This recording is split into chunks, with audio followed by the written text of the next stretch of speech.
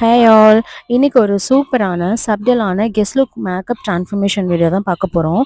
நேச்சுரலான லுக் வேணும்னு கேட்குற கிளைண்ட்ஸ்க்கு இது பர்ஃபெக்டாக இருக்கும். இந்த வீடியோவை ஃபுல்லாக வாட்ச் பண்ணுங்கள். ஸ்கின்னோட ஷேடுக்கு எப்படி அழகாக நம்ம கன்சிலர் வச்சு நான் கவர் பண்ணுறேன், டார்க் சர்க்கிள் அண்டர் ஐஸ்லாம் எப்படி கவர் பண்ணுறேங்கிறத நான் கிளியராக காட்டியிருக்கேன். ஸ்டெப் பை ஸ்டெப்பாக நான் என்ன ப்ராடக்ட்ஸ் யூஸ் பண்ணுறேங்கிறதும் கிளியராக சொல்கிறேன்.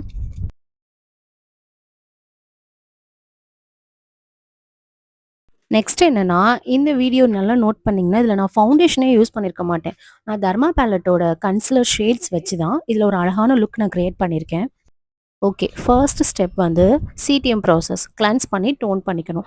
நெக்ஸ்ட் நான் வந்து மாய்ஸ்சரைசருக்கு ஆக்வா பிளாஸ்டோட மாய்ஸ்சரைசர் யூஸ் பண்ணியிருக்கேன். ப்ரைமருக்கு கிரிப் ப்ரைமர், ரீகோடோட கிரிப் ப்ரைமர் அண்ட் மேக்கப் வந்து க்ளோவாக இருக்கணும்னு மேக்கோட ஸ்ட்ரோப் க்ரீம் யூஸ் பண்ணியிருக்கேன். நெக்ஸ்ட் ஸ்டெப் நம்ம ஐப்ரோவை வந்து ஹைலைட் பண்ணணும் ஃபர்ஸ்ட். ஸோ நம்ம ஷேடை விட ஒரு ஷேட் வந்து லைட்டாக எடுத்துகிட்டு ஐப்ரோ வந்து ஹைலைட் பண்ணிக்கணும். வீடியோ ஸ்கிப் பண்ணாமல் ஒவ்வொரு ஸ்டெப்பாக கிளியராக பார்த்தா தான் நம்ம ஐப்ரோ எப்படி ஹைலைட் பண்ணியிருக்கேங்கிறது உங்களுக்கு புரியும்.